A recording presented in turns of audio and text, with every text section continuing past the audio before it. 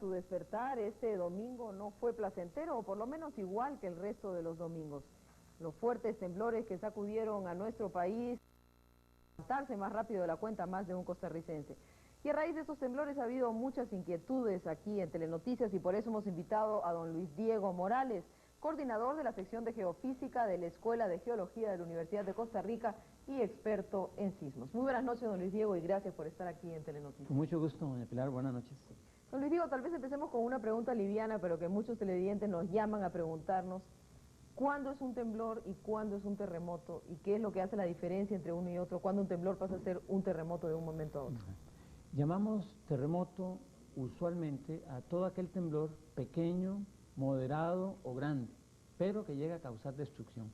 Entonces, desde el momento que causa destrucción, estamos hablando de un terremoto, ya sea porque hay pérdidas en vidas humanas o pérdidas materiales, o bien la cantidad de heridos excede un número, por ejemplo, de cientos de personas.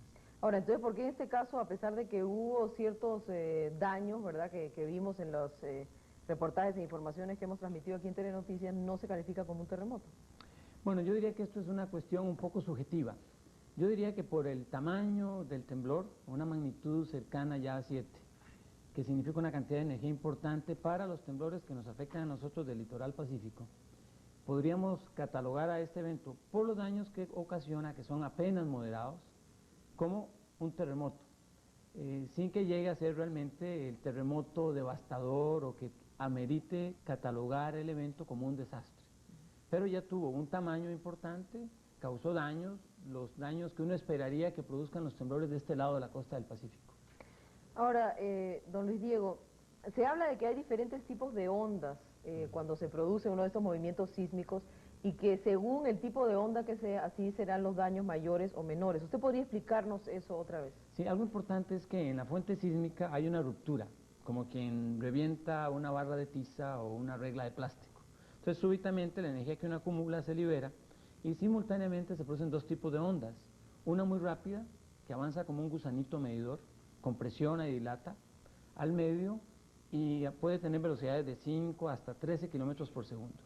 Después viene otra onda que tiene un poco más de energía y tiene un movimiento de tipo horizontal y se mueve hacia un lado y otro en la dirección de avance, como que empiece a moverse una culebra.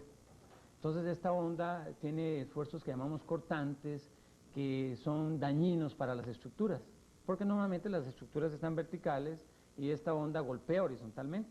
Entonces golpea en el sentido en que es más vulnerable la estructura y a veces tiende a causar los daños importantes. Ahora, ¿siempre esos dos tipos de ondas están presentes en todo tipo de... Siempre, porque se generan simultáneamente, solo que el gusanito medidor, que es la onda que llamamos P, porque llega primero, es más rápida, y la onda secundaria, que llamamos S, llega posteriormente, y de ahí su nombre. Pero también cuando estas ondas se producen cerca de la superficie de la Tierra, a 20 kilómetros de profundidad, se atrapan en la superficie y generan otro tipo de ondas, una de ellas similar al movimiento de las olas. Cuando un temblor es lejano, uno siente como un mecidito, como si fuera un oleaje, como si uno estuviera en un bote sobre el mar. Esta onda también causa amplificaciones muy altas, que hace que a veces las estructuras también se resientan, sobre todo si el periodo de la onda corresponde con el periodo natural de la estructura o del suelo sobre el cual se asienta la estructura. Y todavía hay otro tipo de onda más, que se mueve en un plano horizontal y golpea también horizontalmente. Entonces son las que llegan de último, pero traen más energía y golpean también fuertemente. Y a veces se puede dar la circunstancia de que coincida toda una familia de ondas en un punto. Y entonces nos va a sacudir en todas direcciones y no podemos decir nosotros de qué manera nos sacudió, sino que sentimos que nos sacudió para todo lado. ¿Y eso en qué circunstancias se produce este último caso? Bueno, resulta ser que esta energía de las primeras ondas que se generan pueden viajar por toda la estructura interna de la Tierra, mientras que las otras que llamamos como la ola del mar o estas que golpean solo horizontalmente, están viajando solo sobre la superficie de la Tierra. De modo tal que hay múltiples reflexiones, refracciones, difracciones, dispersiones de las ondas. En otras palabras, hay ondas que viajan por diferentes caminos y que a veces se vuelven a encontrar de nuevo, a pesar de que habían salido de una fuente que ya está muy distante. Y entonces estos fenómenos de múltiples trayectorias que siguen las ondas hacen que a veces coincidan en un punto, a veces alejado de la fuente que les dio origen. Ya. Ahora, ¿es cierto eso que se dice de que hay algunas zonas en Costa Rica que son más susceptibles que otras de sufrir temblores o movimientos sísmicos? ¿Es eso correcto? Sí, efectivamente, si uno mira un mapa de sismicidad, se encuentra que la mayor cantidad de sismicidad está al lado del Pacífico. Y esto para todo el centro de América, y si nos extendemos un poco de más, es válido para lo que llamamos el cinturón de fuego del Pacífico. Esto significa que alguien tiene un fenómeno común para afectar todo este borde del Pacífico. Y esto es el cuento de las llamadas placas, que en realidad, con los datos que se han ido obteniendo cada vez en mayor cantidad, con mejor instrumental, pues han permitido refinar esta hipótesis que hoy día ya es una teoría importante de trabajo que se llama la tectónica de placas. Bueno, precisamente usted había traído un gráfico sobre eso y vamos a pedirle a nuestro director de cámaras que... Podemos apreciar, sí, ese gráfico. El de las placas, no, es el otro, es el otro. El siguiente. Sí. Exactamente. Tal vez mientras ellos van enfocando, usted puede ir explicando el fenómeno este de las placas. Entonces, en el caso de estas placas, es como imaginarse una bola de fútbol con parches en la superficie, solo que en la bola de fútbol están cosidos y no se desplazan unos respecto a otros, pero en la superficie de la Tierra están sueltos y se pueden mover relativamente unos respecto a otros.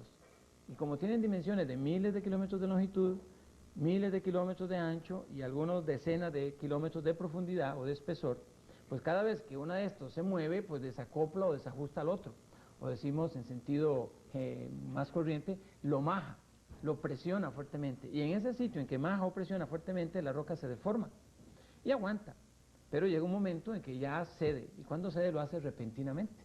Entonces toda la energía acumulada durante muchos años se suelta súbitamente, y esto hace entonces que la magnitud de la sacudida sea muy alta.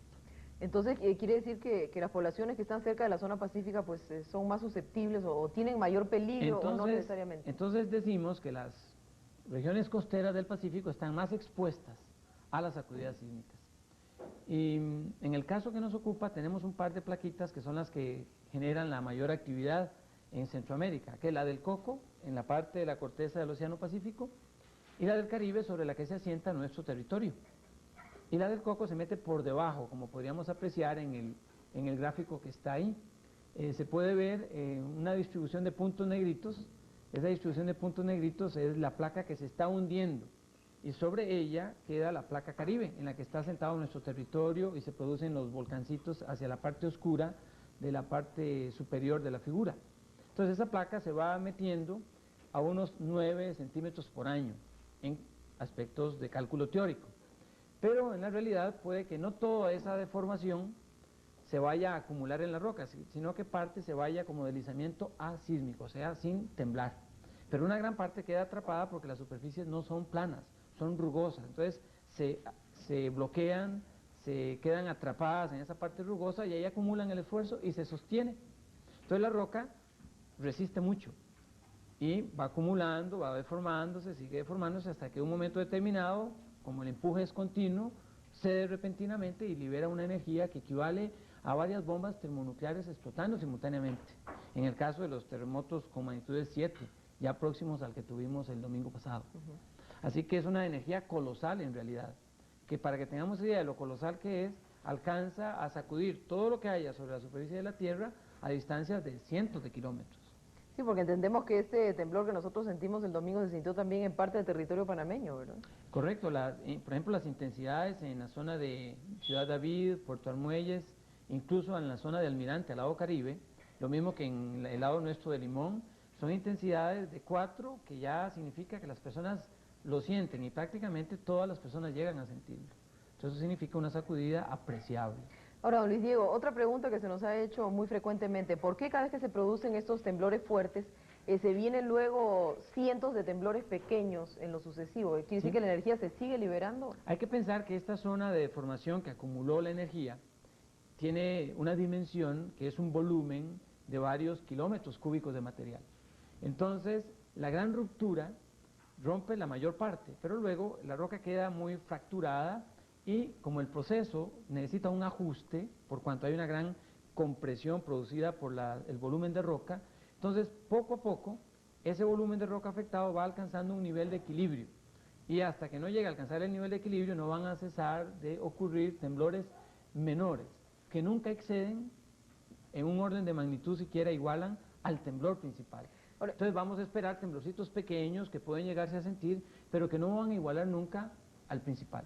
Eso es lo que le iba a preguntar. Quiere decir que cada vez que se libere esa energía en parte es beneficioso porque se supone que se tardará cierto tiempo en volverse a acumular esa presión necesaria para que haya otro temblor fuerte. ¿Es eso correcto o no necesariamente? Hay dos principios en esto. El primero nos dice que si la ruptura fue lo suficientemente grande, tal que alcanzó a liberar la cantidad de energía que acumula ese sistema, entonces no volveremos a tener temblores de esa magnitud ahí, sino que los que vendrán poco a poco irán disminuyendo en intensidad, en número, y al cabo de unos meses empiezan a desaparecer. El otro principio nos dice que si la ruptura, con todo y ser grande, no es la que corresponde a la dimensión física de esa zona deformada, entonces podemos tener eventos también grandes ahí. En este caso, el área de ruptura que nos correspondió a la entrada del Golfo de Nicoya es un temblor como los que en el pasado ya hemos tenido ahí. 1905, 1924, un temblor importante, el que recordaban nuestros abuelos como el que hizo más daño, que estaba cerca de la zona de Orotina, 1939 y 1940. Y alcanzaban un tamaño como el que tuvimos el domingo pasado. De modo tal que creemos que por esto equivale a la cuota de energía que hay que pagar por este proceso de formación del choque de rocas. Por tranquilidad de 40 años, quiere decir que dentro de 40 años... Al menos hay que pensar que hubo periodos en que la frecuencia con que se presentaron los eventos fueron más cercanos, 1905, 1924, 1940. Y ahora nos tocó esperar un lapso de 50 años, que anda dentro del valor esperado para este tipo de fenómenos en la costa pacífica de Centroamérica. Don Luis Diego, otra inquietud que se nos ha manifestado es con respecto a los vecinos de Punta Arenas. Aparentemente ahí se sintió muy fuerte el temblor, bueno, estaba cerca del epicentro, y algunos vecinos manifestaron su inquietud en el sentido de que si un temblor muy fuerte podía desprender esa franja pequeña de tierra en realidad que es Punta Arenas en una parte pues realmente estrecha. ¿Esa posibilidad existe? ¿Es posible que por medio de un temblor o de un terremoto, por ejemplo, desaparezcan islas o se fraccione parte del territorio, o eso es improbable? Bueno, un gran terremoto, por ejemplo, como los que ocurren al lado de Alaska, frente a las costas de México, no se da por las características geológicas en nuestro país. Así que los temblores máximos nuestros, por ejemplo, llegan al orden de 7.75 en magnitud. Y excepcionalmente podrían llegar a 8, aunque no hemos tenido en tiempos históricos información de un terremoto que alcance la magnitud 8. El terremoto de Cartago, por ejemplo, de 1910... Podemos referirnos después a los temblores que en realidad son los más dañinos para toda Centroamérica, que no son los del lado de la costa, que son justamente unos más pequeñitos que andan ahí medio escondidos, pero metidos al interior del país, en la región de valles y serranías, que coinciden muchas veces con los centros de desarrollo urbano y de infraestructura, y que son los que causan el mayor número de muertos y de pérdidas en Centroamérica. A pesar de que son de menos intensidad. A pesar de que son más pequeñitos, pero son muy traicioneros porque están muy cercanos a la superficie y en esas áreas normalmente pobladas. Entonces, ¿qué podemos esperar para el caso de Punta Arenas? Lo cierto es que una capa de arena o un estrato de arena es un área vulnerable, sobre todo si se satura de agua, porque la arena saturada de agua, decimos que bajo una vibración, si el ciclo de vibración es fuerte y dura unos minutos, puede llegar a comportarse como un líquido. El fenómeno se llama licuefacción. Entonces es como estar parado sobre arenas movedizas, no sostiene el peso que hay sobre ella. Entonces tenderían los edificios o las estructuras que hay sobre la arena a hundirse o a irse de lado, porque les falla el apoyo a la estructura. Esto puede ocurrir en ciertas áreas como toda esta lengua de arena que es Punta Arenas, por cuanto esa arena saturada de agua puede llegar a sufrir el fenómeno de licuefacción. Hemos tenido el fenómeno de licuefacción en la zona de Golfito, cuando el terremoto del Sábado Santo del año 83, pero no hemos tenido datos de licuefacción de suelos en la zona de la lengua de Punta Arenas. Pero es vulnerable a este tipo de fenómeno. Ahora, eso no quiere decir que se vaya a ir toda la lengua, ¿verdad? Sino que hay áreas que podrían estar más saturadas de agua, con mayor cantidad de contenido de arenas finas que podrían, bajo la vibración, comportarse como un líquido y fluir, o sea, no aguantarían lo que hay encima. Pero serían fenómenos en áreas particulares, algo aislado, no todo eso sería ya una catástrofe, ¿no?, que abarque toda la lengua de Punta Arenas. Ahora, don Luis Diego, una última pregunta tal vez. ¿Es cierto que existe relación entre el clima y los movimientos sísmicos? Hay gente que dice así, esto ocurre mucho cuando hay un cambio de la estación seca a la estación lluviosa o viceversa. ¿Es eso correcto o es falso? Bueno, hemos efectuado estudios en nuestro país con datos más o menos desde 1904 hasta la fecha. Lástima que no ande aquí esos gráficos, pero son muy interesantes porque muestran que hay una distribución de temblores sentidos, que son ya de cierto tamañito, que caen en todos los meses. Y resulta ser que al caer en todos los meses uno no puede decir, en un sentido único, de que, sí, mire, en el mes de marzo o abril, que es cuando cae la Semana Santa, por ejemplo, y tenemos el cambio de la estación seca a la estación de lluvias, ahí están los mayores y los más frecuentes temblores. No es cierto, tenemos una distribución de temblores sentidos o grandecitos o más grandes que abarca toda la escala de los 12 meses del año. Y no hay preferencia por el mes de enero, por el mes de abril o por el mes de diciembre. Por ejemplo, el último gran terremoto de la área del Golfo de Nicoya, en el año del 50, fue un 4 de octubre. Y, bueno, octubre es un mes que estamos en plenas lluvias. Y podemos decir, bueno, Golfito fue un mes de abril, un 2 de abril, cuando ya venía también el cambio de la estación de secas a lluvias. Para que veamos dos eventos grandes que tal vez las personas recuerden, pero que han ocurrido en diferentes meses del año y en diferentes condiciones climáticas. Así que no hay en la literatura todavía un trabajo que pueda demostrar de una manera única de que efectivamente el cambio de clima influye en la liberación de esta energía. Que por otro lado, los fenómenos atmosféricos o climáticos, la energía involucrada en ese proceso, si pensamos la distancia a la que actuarían sobre un fenómeno que ocurre a 20 kilómetros o más de la superficie de la Tierra, pues es muy difícil que pueda llegar a ser el causante de esa descarga de energía sísmica. Ahora, esto de las placas ustedes lo saben, lo conocen lógicamente, pero sin embargo eso no les permite predecir con cierto grado de exactitud que va a haber un temblor en tal zona o en tal lugar. Bueno, algo importante, si me permite referirme a dos cosas, los temblores de la costa pacífica y los temblores del interior del país. En la costa pacífica, tal vez si podemos ver este gráfico, nos podría ilustrar algo interesante, cómo los grandes temblores en la costa pacífica están ocurriendo. Aquí están los circulitos negros y unos envolventes acá, que están a lo largo de todo Centroamérica. Y tenemos unas escalas verticales con líneas horizontales. Las líneas horizontales corresponden a periodos en que ha habido liberación de energía sísmica. Por ejemplo, a principios de siglo, en 1920, hubo energía a lo largo de toda la costa de Centroamérica. Pero a medida que vamos subiendo en la escala del tiempo, vemos que hacia el lado de Guatemala hay liberación de energía y también hacia el lado de Costa Rica.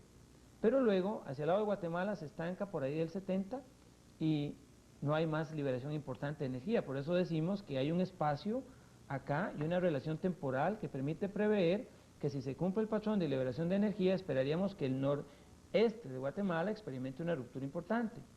Por otro lado, si nos vamos a la parte de Costa Rica, vemos que aquí, a la entrada del Golfo de Nicoya, hay una banda, esta banda, con la última gran ruptura en el 40, mientras que al lado de Nicoya, Sámara en el 78 y al lado de Golfito en el 83 y Quepos en el 52. Entonces nos queda que el segmento donde no había liberación importante de energía era aquí a la entrada del Golfo de Nicoya, por lo cual esperamos nosotros, o esperábamos, y así lo hicimos en un trabajo escrito que se presentó en un seminario de sismicidad en Guatemala, de que esas fueran las zonas críticas, el noreste de Guatemala y el Golfo de Nicoya en Costa Rica, en un futuro cercano, porque hay un patrón que trabaja bastante bien a lo largo del margen de la costa pacífica. Y ya han existido pronósticos, esto no es ninguna predicción, es un pronóstico, es una aproximación. Se puede saber entonces el área en la cual esperaríamos un evento. Y de acuerdo a las últimas rupturas y el comportamiento a través del tiempo, si estaríamos esperando uno o no. Por ejemplo, en México ha trabajado muy bien y se ha cumplido bastante este método que se llama de la brecha sísmica. Y ahorita se espera el de Guerrero, porque es la zona a lo largo de toda la costa pacífica de México que no ha cumplido su cuota de energía desde 1911 y ya va muy atrasado.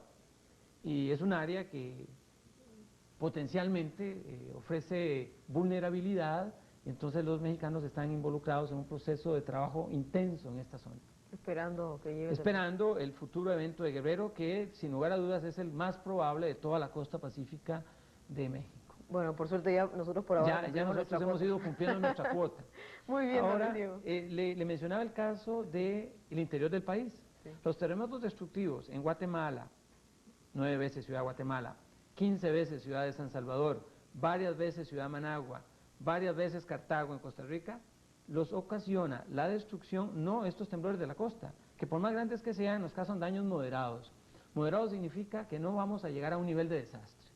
O sea, no va a haber unas pérdidas materiales o humanas o estructurales en bienes y servicios que nos lleve a una situación de emergencia realmente. En cambio, los eventos del interior, como estos que le mencionaba que destruyen las capitales de Centroamérica, ocurren en las llamadas fallas locales, que son zonas de debilidad en la corteza de la placa Caribe, que están normalmente bordeando los valles y serranías del interior de nuestros países centroamericanos, y que ocasionan rupturas muy cercanas a la superficie. Entonces son temblores de profundidades de 5 a 10 kilómetros, que están debajo, si coinciden, de una población. Entonces liberan una energía que es muy pequeña comparada como el del domingo, pero toda descarga en una área muy reducida, entonces le da muy duro. Claro. Y así tenemos destrucciones severas cuando coincide la fuente sísmica de un temblor que está en las fallas, generado por las fallas locales, con esa infraestructura que se encuentra encima de ella. Managua en 1972, 11.000 muertos, 32 cuadras de la ciudad destruidas por una falla pequeña, pero el temblor estaba debajo de la ciudad y eso fue lo que causó la destrucción. Y nosotros tuvimos Pérez Celedón, tan grande como el de Managua, pero era un área despoblada, entonces el grado de destrucción en nuestro caso, en una zona rural, con poca infraestructura, no alcanza a un nivel de desastre como si lo tuvo Managua. Pues ojalá no se repitan esos casos aquí. Muy bien, don Luis Diego, muchísimas gracias por habernos acompañado.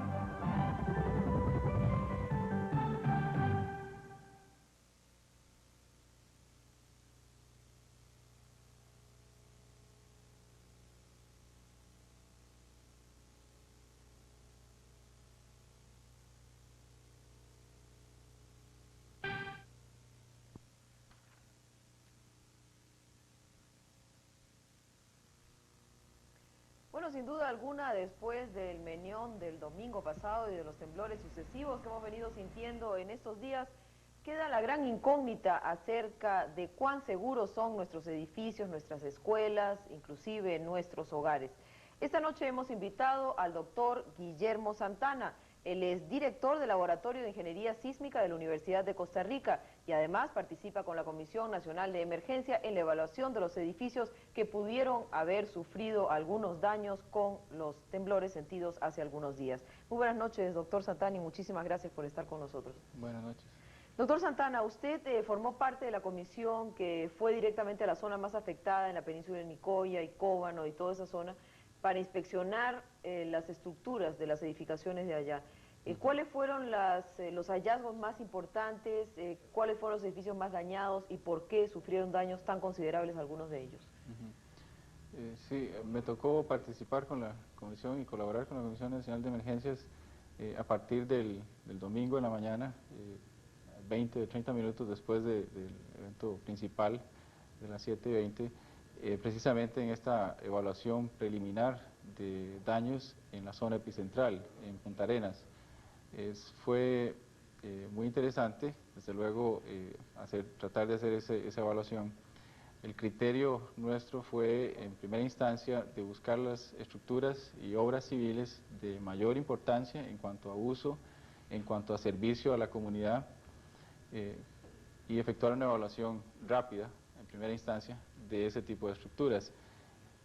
Obviamente el reporte el más rápido en llegar fue de daños estructurales, de daños en el edificio del Hospital Monseñor Sanabria, en la torre de 10 pisos, y también en el Palacio Municipal en Punta Arenas y en el edificio de INCOP, en el puerto de Caldera.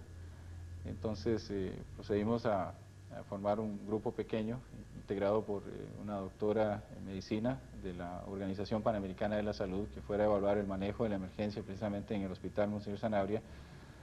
Hicimos una evaluación ese mismo día en la mañana y tuvimos que tomar la decisión de cerrar el hospital, no de cerrar el hospital, sino de cerrar una parte del hospital, la torre principal de 10 pisos, por un periodo preliminar de 24 horas, hasta tanto no se tuviera una mejor idea de una evaluación más exhaustiva de los daños. Doctor Santana, por ejemplo, en el caso de las escuelitas de Cóbano y varias que, según se nos informó después, quedaron ya inservibles, es decir, hay que demolerlas y construirlas nuevamente. Sí. Aquí en el país existe un código sísmico que supuestamente se respeta en todas las edificaciones. Sí. Por ejemplo, ¿ustedes encontraron algunas fallas en ese sentido de estructuras que no cumplan los requisitos mínimos establecidos en este código o no? Sí, en el caso de la zona de Cóbano, la zona del sur de la península de Nicoya, existen estructuras de escuelas y casas colapsadas. En el caso de las escuelas, yo creo que llama a preocuparse, porque estamos hablando de poner en peligro a nuestros niños. El caso de escuelas en el que hubo paredes que simplemente se volcaron, colapsaron, ya sea hacia los pasillos o hacia adentro. Lo que implica eso es de que el código sísmico pues, no fue respetado, en el sentido de que debe haber amarres sobre esas paredes que los integren a la estructura general, que no le permitan moverse en ese sentido lateral, digámoslo así, cuando hay una excitación dinámica o sísmica. El problema es que siempre tendemos a pensar en que lo único que tiene que soportar un edificio es su propio peso, ¿verdad? Y esas fuerzas de peso propio pues lo que hacen es empujar el edificio hacia abajo, ¿no? Es muy fácil pasar por alto el hecho de que el sismo lo que hace es empujar a la estructura de un lado para otro, en forma lateral. Y lo que hace entonces en estructuras que no están bien amarradas es botar paredes. Es un peligro, aún en casas de un piso.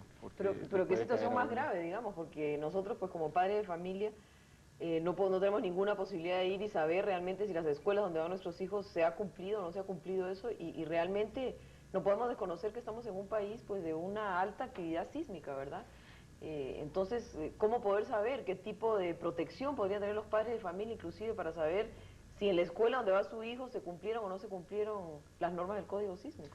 Sí, yo creo que ese es un punto muy válido, porque el asunto es que debemos de pensar en que este es un país sujeto a temblores y terremotos, es decir, a una actividad sísmica considerable, y a pesar de eso no hemos podido desarrollar lo que podríamos llamar una cultura sísmica, por así decirlo, es decir, de que nuestros ingenieros y arquitectos y constructores, porque también hay otro problema de otra índole en el caso del sur de la península de Nicoya, tengan en consideración el efecto de fuerzas sísmicas. Es muy claro que se puede, a través de prácticas corrientes, prevenir ese tipo de fallas. Yo creo que en nuestro país tenemos la gran ventaja de tener un código sísmico de primer orden. Yo diría, esta es mi opinión y de expertos también, de que es un código sísmico realmente excepcional en Latinoamérica. Bueno, pero usted es experto justamente en eso, es director del Laboratorio de Ingeniería Sísmica de la universidad, pero mi inquietud va en este sentido, es decir, en los papeles, como usted dice, es un código de primer orden, pero bueno, ¿realmente se cumple? Usted como especialista en el campo, ¿qué es lo que siente? ¿Mayoritariamente se cumple o no se cumple? ¿Cuál es su criterio sobre eso? Yo quisiera recomendar que se cumpliera. Realmente estamos pasando por encima algunos de los preceptos en la práctica común de la ingeniería. Tal vez corresponde también, y en esto vale la pena echarse un poco de culpa encima, que la Universidad de Costa Rica, a través de su carrera de Ingeniería Civil, prepare a los profesionales graduados en Ingeniería Civil para que puedan hacer uso del código sísmico sin que les parezca un misterio, como es el conocimiento corriente, de que es un misterio y de que es una cuestión que no podemos resolver porque son fuerzas de la naturaleza. Sí podemos prepararnos para eso. Dentro de la Universidad de Costa Rica ha habido la intención de mejorar este problema. Estamos en las puertas de abrir un programa de posgrado en Ingeniería Civil, en el cual habrá énfasis en ingeniería sismo resistente, o perdón, mejor dicho, diseño sismo resistente, es decir, todo el proceso para que las estructuras puedan resistir cargas dinámicas sísmicas durante toda su vida o su periodo de uso. Tenemos también esfuerzos importantes, se acaba de consolidar el Laboratorio Nacional de Materiales y Modelos Estructurales, y yo creo que eso es algo muy importante para el país porque precisamente si nosotros tratamos de importar códigos de afuera, normas de construcción externas al país, en cierta forma ajenas a nuestro propio dinamismo económico y cultural, pues terminamos teniendo estructuras que no son construibles en el país o prácticas que no se pueden establecer. Entonces, un laboratorio en el cual podamos hacer pruebas estructurales de nuestros propios materiales, de nuestras propias prácticas constructivas, nos permitiría entonces modificar aún más y calibrar este código sísmico para poder cumplir con nuestras propias demandas. Y aquí me refiero a demandas no tanto del orden técnico de cuánto es un terremoto en este país comparado con lo que sucede en California o en Europa, por ejemplo, en el sur de Europa, en Italia o en Japón, sino también con nuestros propios materiales, el tipo de agregado que se usa para el concreto, el tipo de acero con el que contamos en el país. Esas son tareas muy importantes y que a la larga, hace 10 o 15 años no se hacían porque no teníamos una ciudad tan grande, no teníamos una demanda de obras importantes tan grande como la que tenemos ahora o como la que tenemos que enfrentar ahora. Eso por un lado.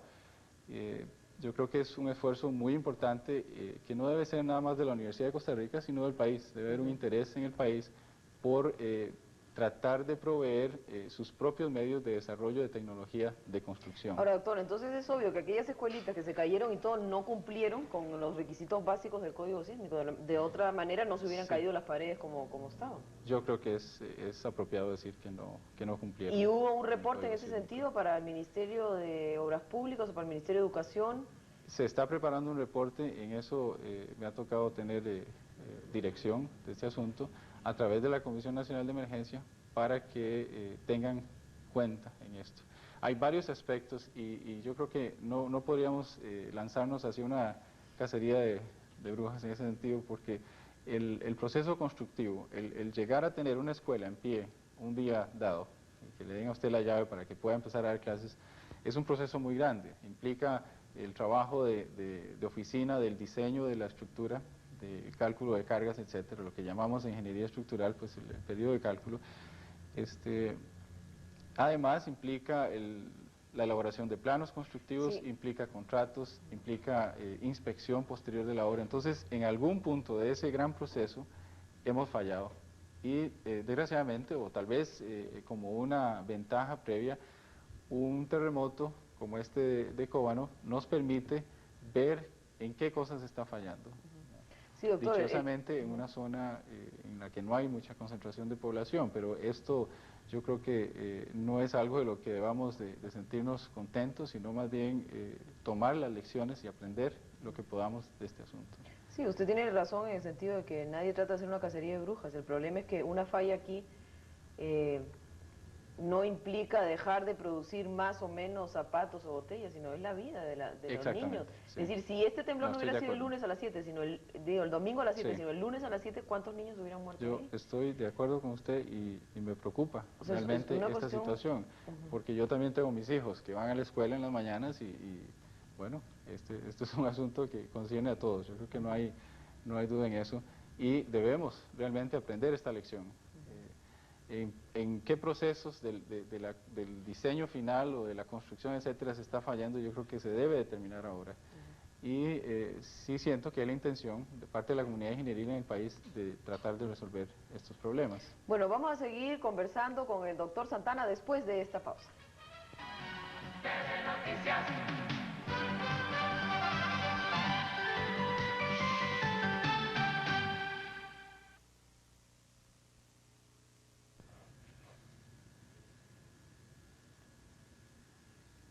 Continuamos nuestra conversación con el doctor Guillermo Santana, director del Laboratorio de Ingeniería Sísmica de la Universidad de Costa Rica. Doctor Santana, antes de la pausa pues estuvimos hablando de algunos problemas de la evaluación que ustedes han hecho en algunos edificios públicos, escuelas, etcétera. Ahora, ¿qué pasa con la construcción privada? Hace poco ustedes los ingenieros y los arquitectos realizaron un seminario sobre esto. ¿Se encontró algunas deficiencias significativas en esto? ¿Cómo están, por ejemplo, hay alguna manera de determinar cómo está la estructura en fábricas, en lugares donde hay mucha concentración de empleados? Existen metodologías para evaluar estructuras existentes. ¿Pero existe interés por parte de los dueños de la empresa privada? ¿Ha habido algún tipo de acercamiento entre ustedes, los profesionales, los especialistas en eso, y la empresa privada? Sí, sí ha habido este interés, en algunos casos con mayor fuerza que en otros, a partir de eventos sísmicos como el de El Salvador en el 86 o México precisamente en el 85. tanto desde el sector privado como el sector público. En las universidades, por ejemplo, en la Universidad de Costa Rica, sé que se está llevando a cabo un proceso de reestructuración y reforzamiento de estructuras, y en la Caja Costarricense del Seguro Social ya todos conocemos que dichosamente el Hospital Monseñor Sanabria está siendo reforzado, y que su comportamiento y sus daños reflejan más bien la parte de la estructura que todavía es vulnerable y que no ha sido reforzada, y que no son daños estructurales sino daños de pared de relleno, etcétera, que ponen tal vez en cuestionamiento el uso mismo del hospital, pero no la estabilidad estructural del edificio mismo. Eso en el sector público. También en el sector privado sí hay interés, y se ha demostrado a través del número de estudios de reevaluación y de readecuación sísmica que se han llevado a cabo. Lo que no me parece, esa es mi opinión, es de que no es lo suficientemente extensivo esta preocupación, y de que en algunos casos hay estructuras que a la larga necesitarían ese tipo de evaluaciones y rediseños. El asunto de los códigos sísmicos y de las normas de construcción, etcétera, es un asunto que varía con el tiempo. Cada vez que hay un terremoto en alguna zona del mundo, nuevas experiencias se toman de ahí, nuevas lecciones se aprenden. Tuve la oportunidad de estar posterior al terremoto de Loma Prieta en California, de las montañas de Santa Cruz, y nuevamente el conocimiento común y la experiencia común de los ingenieros e investigadores de universidades es de que se aprende más cada vez que hay una cosa de estas. Es un poco, suena un poco difícil de entender tal vez, pero sí es una cosa a la que tenemos que acostumbrarnos, de que cada vez que hay un terremoto hay que modificar códigos, hay que pensar en nuevos tipos de diseño, etcétera, o a la larga se han probado mecanismos que sí funcionaron. Es decir, Ahora, doctor Santana, ayer pasamos nosotros una entrevista con don Luis Diego Morales, quien pues explicó muy claramente que tuvimos una gran suerte, que el epicentro fuera en una zona relativamente despoblada. Afortunadamente no hubo ni un muerto en este terremoto del domingo, pero él decía que no podíamos ignorar que existía la posibilidad de un movimiento sísmico fuerte en cualquier momento, y eso lo sabemos, en el Valle Central, donde lógicamente hay mucho más densidad de población y donde habría tal vez más que lamentar. Entonces, la preocupación mía es eso, o sea, usted dice que pues, está consciente que pueden haber deficiencias en muchas estructuras, que hay cierto interés, pero que en realidad no hay una entidad o una institución autorizada que pueda llegar, tocar la puerta de alguna industria, una empresa, una vivienda, hacer una evaluación y decirle, mire, usted tiene que arreglar esto y esto. Entonces, bueno, ¿nos vamos a esperar hasta que ocurra eso? Bueno, ¿Qué se puede hacer antes de? Creo que hay dos cosas en estas que me gustaría referirme. La primera, y lo que se refería el señor Luis Diego Morales, es a que realmente si existe la probabilidad de que tengamos un evento sísmico similar al de Cóbano en el Valle Central. Sin embargo, vale la pena aclarar que esto es una labor científica de determinación de la posibilidad de un terremoto en el Valle Central. No se puede determinar previamente cuándo puede ocurrir o si va a ocurrir siquiera. Y eso es lo que da una falsa confianza en el asunto de los terremotos, de que si pasan 2 o 3 años y uno no siente temblores más que 1 o 2 por ahí durante el año, entonces se tiende a olvidar que esto es una amenaza latente. Sin embargo, podemos prevenir eso, podemos tener construcciones adecuadas para que resistan esto. Es muy claro que la experiencia, por ejemplo, en Japón, en Tokio, en donde tienen eventos sísmicos de magnitud 6, 6.5, etcétera, en los cuales en ciudades tan grandes como es Tokio no hay muertes, no hay daños importantes de estructuras, porque han aprendido, porque han regulado su propio tipo de construcción, etcétera. Eso en el primer punto, de una posibilidad de un evento sísmico en el Valle Central. Sí hay evidencias históricas. 1910 tenemos el sismo en Cartago, y antes de eso, 1840 por ahí, otro evento sísmico en el Valle Central, aparte de los que han ocurrido hacia la zona de Punta Arenas, como en Orotina en 1924, etcétera, en el Poás en el 53 o cerca del Poás. De manera que debemos de estar prevenidos para este tipo de cosas. Ahora, el asunto es delicado, el asunto de llegar al dueño de un edificio a decirle, usted tiene que hacer una readecuación, porque ¿quién sería el organismo que se encarga de eso? Entonces ahí estamos lidiando más bien con problemas de manejo de nuestra propia sociedad. ¿Qué entidad de gobierno sería la que hace esto o qué entidad profesional?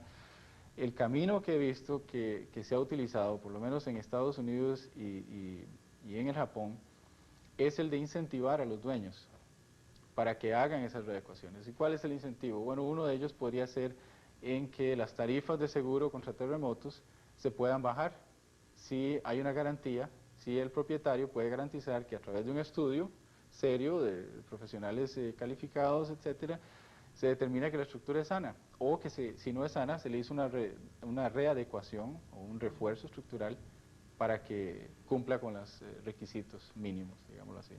Ese tipo de incentivos se pueden ofrecer a la empresa privada, a los propietarios, y yo creo que sería bastante efectivo. En ese sentido, pues el Instituto Nacional de Seguros podría elaborar algún tipo de plan conducente a esto. Nosotros estaríamos dispuestos perfectamente desde el Laboratorio de Ingeniería Sísmica a colaborar en lo que se pueda. Ahora, doctor, le voy a hacer una pregunta que es una inquietud de muchos de nuestros televidentes. Hay muchas especulaciones de la gente sobre cuál es el lugar más seguro para refugiarse en caso de un temblor. Y ya no hablemos, Sí, bueno, eso, usted nos podría dar tal vez un ejemplo de qué hacer en el caso de que sea un lugar público, un edificio con mucha gente y en el hogar. Usted es un experto en estructura justamente, entonces, ¿cuál sería la recomendación que le da usted a las personas? Si está, digamos, en la casa, ¿qué lugar de la casa se refugiaría usted? Sí. Yo creo que lo más fácil de evacuar es el asunto de las casas, ¿verdad? Y eso, realmente, la idea siempre ha sido esta de pararse en un marco de puerta. Y eso ha sido porque... Y eso es correcto, es cierto, o sea, tiene fundamento científico. Bueno, no le va a caer la pared encima, para empezar, ¿verdad? Usted está parado en el marco de la puerta. Además, las puertas, por lo general, han tenido siempre una viga encima, tienen un nombre técnico local, que no recuerdo en este momento, pero sí tiene una viga encima que hace que no tenga problemas, digamos, más severos de lo que podría tener una pared cuando no hay refuerzo en el bloque. Entonces esa es una opción seguida. Pero simplemente una mesa, así de simple, una mesa es suficiente albergue, meterse bajo una mesa, un escritorio, una cosa así. Pero esto, desde luego, es a discreción de cada persona. Yo creo que sí se puede pensar en que cada familia se organice de alguna manera, y lo he visto puesto en práctica. Vuelvo a mi experiencia de California y de otros lados, de que se organiza una casa y se dice, bueno, ¿quién es el responsable de ver que todos estén en orden, que se mantengan ciertos artículos mínimos que puedan servir para una emergencia sísmica? Y fíjense que la emergencia sísmica no solamente los 15, 20 segundos que dure el temblor o terremoto, sino que pasa después, porque es probable que no haya electricidad, que no haya teléfonos, que no haya agua potable por días. Entonces siempre es bueno tener esto en mente. Guardar cierta cantidad de alimentos enlatados. Sí, un radio con baterías, un foco con pilas suficientes como para una disposición de trabajos, de quién cuida por quién en momentos dados, eso dentro de la organización familiar. Y lo digo por las casas porque realmente en las casas la mayoría del tiempo vamos a estar en casas. Es decir, que pasamos dos periodos de 4 horas durante el día en oficinas y en asuntos de trabajo, y el resto del tiempo pues se está en casas o en otros lugares de menos concentración a partir de ciertas horas y fines de semana. Ahora, el caso de estadios, por ejemplo, ese es un caso que ya no puede ser, digamos, recomendado aquí mismo qué cosas hacer. Yo creo que la seguridad estructural de esos centros de gran concentración debe de ser garantizada siempre por los dueños, y ahí sí me parece que tal vez hay entidades del gobierno que podrían hacerse cargo inmediatamente de regular ese tipo de... Pero ¿qué recomendación le da usted a la gente? Usted está en un estadio donde hay, bueno, miles de personas y se viene un temblor. ¿Debe quedarse sentado, debe pararse, debe...? Debe quedarse sentado. El peor peligro es el pánico que se pueda generar a través de tratar de salir rápidamente de un estadio.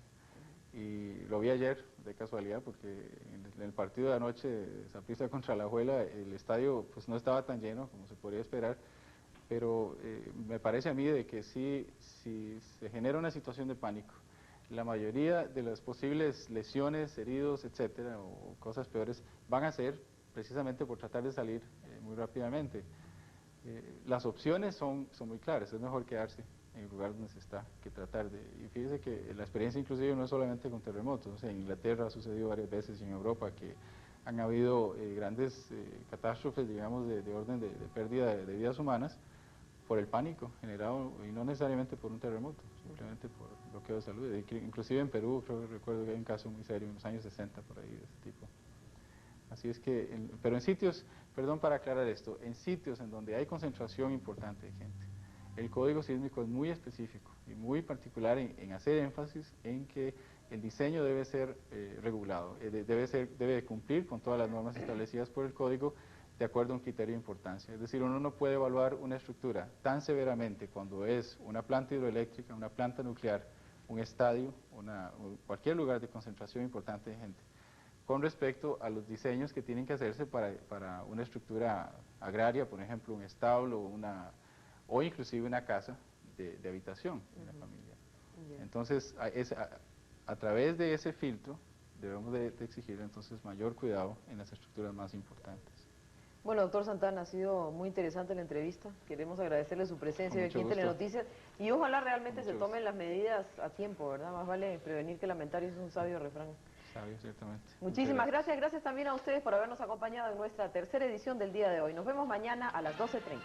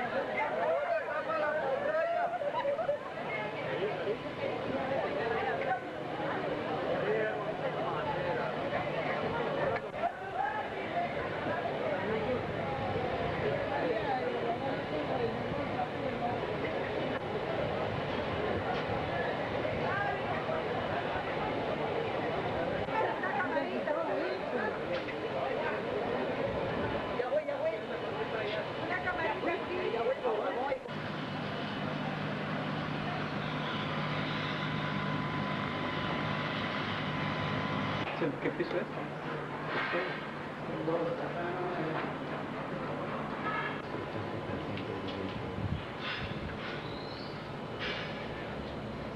También está fatal. Sí, sí.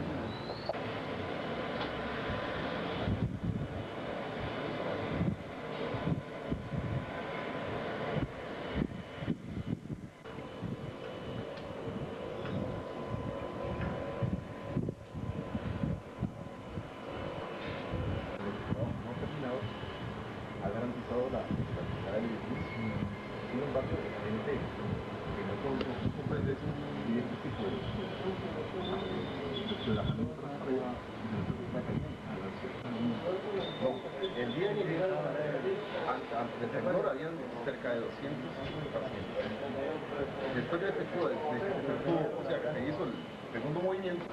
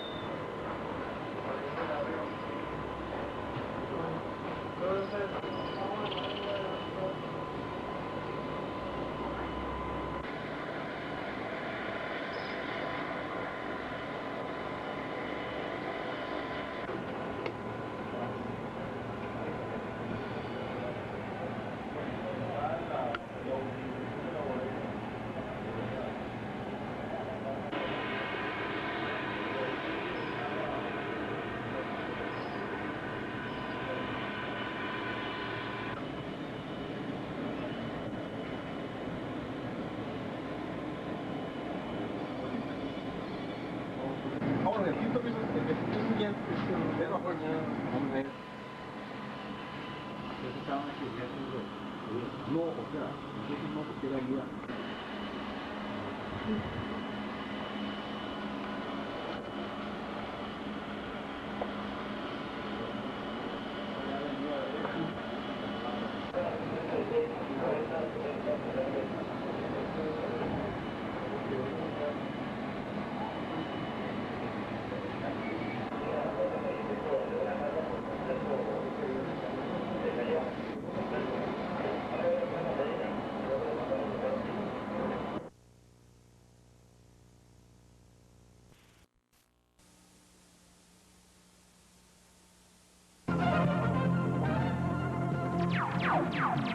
Oh,